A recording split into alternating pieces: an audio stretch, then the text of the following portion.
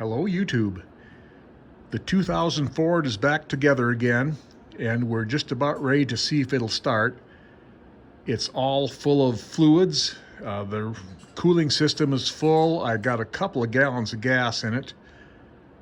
Oil in the engine, of course, and the power steering system.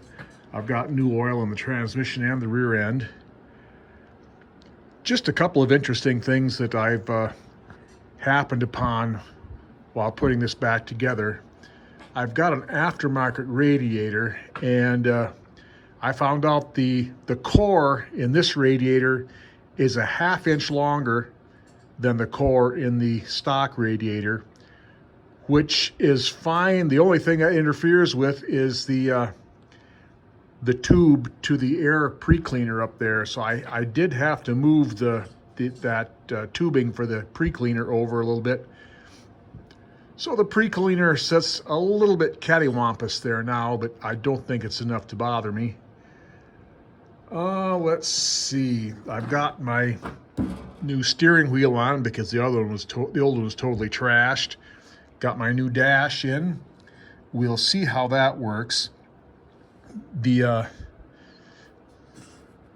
the back of this, where the lights plug in for the oil pressure and the charging light, the little light bulb sockets that plug in back there are plastic, and they did not plug into the back of this dash really tight. I would not be surprised if I had to pull this dash back off and use some sort of adhesive to get those to stay put, but we'll try it first. I've just got an old piece of tailpipe stuck over the exhaust on this for right now. Just in case it backfires when it tries to start, I'd rather have it backfiring down towards my concrete floor than anything else. So I will get the camera set up, and I have not tried to start this yet, but all I have to do is put the ground cable on the battery and it should be about ready to give it a go. So I'll get the camera set up and we'll find out together if it will start or if it won't start or if it will blow up or catch fire or do anything else interesting. So let's find out what happens.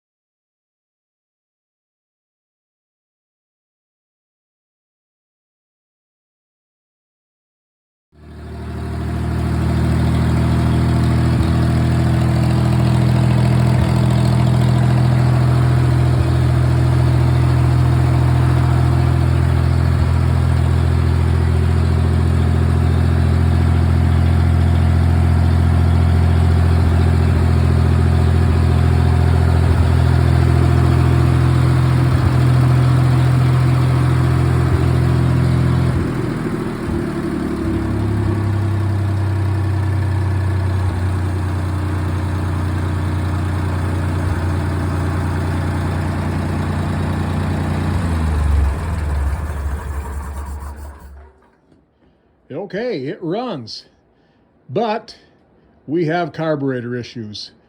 Uh, if I start it up and let it go, it will flood itself out. The carburetor's running over. When I shut the gas off and it was just running on the gas that's in the carburetor, it runs great. So I need to pull the carburetor back off. I've got issues in there I need to look at. I don't know if the float levels is still not happy with that, but something. Basically, once I get the carburetor issues squared away, it looks like I've got a pretty decent running tractor. And it did pick up the 3-point arms, so that's a good sign. So anyway, let me get back to work on this carburetor and see if I can make something out of this, or if it's or if maybe this carburetor is a lost cause. That wouldn't be terribly surprising to me, but we'll find out. I got the big door open here because the barn is pretty smoky right now. Okay, now that it runs, I can find all the other stuff that needs to be fixed. For one thing, I've got a massive oil leak coming out of my steering column here. So I imagine, since this tractor sat for a number of years, the seals in the steering system there probably dried out and went bad. So I assume I'm going to have to pull the steering off and rebuild that, put all new seals in it. Of course, that means I have to pull the gas tank, the cowl, and everything back apart. But that's okay. I know the bolts aren't stuck. So I will be stepping back from this project for a couple of weeks. I'm not sure when this video will come out, but my better half and I are going to be gone with friends for for the first 2 weeks of January.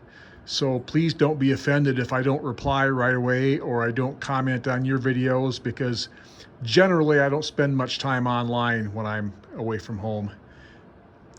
But anyway, when I get back to work on this, I will probably bring you along.